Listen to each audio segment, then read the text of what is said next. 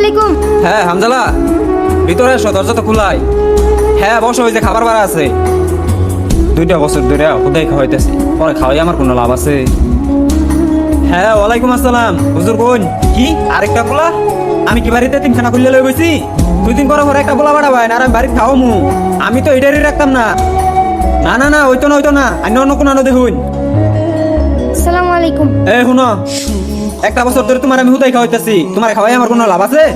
তোমার হুজুরে না করে দিও, কালকে তো তোমার আর খাওয়াবার পাইতাম না। আরে তোমার খাবার দিছে কেডা? হ্যাঁ তোমার না কালকে না করে দিলাম যে তুমি আমার বাড়িতে খাবার এলো না? হুজুরে তো একদিন এলো, দিন বাড়ি গুজিয়া পাইছে না। তোমার তো বাপ মা আছে, সবাই সবার বাড়ি যেয়ে খাই আবার ভাই, কিন্তু আমি তো কোনো আনা খাবার পাই না, আমার বাপ মা কেউই নাই। আচ্ছা ঠিক আছে, আজকে খাইয়া যাও গা, কালকে তেরাইও না। আরে আইনে রাইতে আমার চাইলে লাইলে কই যাইতেছুন? এইগুলো হচ্ছে ওই ছেলের রিজিক, যে ছেলেটা আপনার এখানে গত 1 বছর ধরে লজিং খাইতো।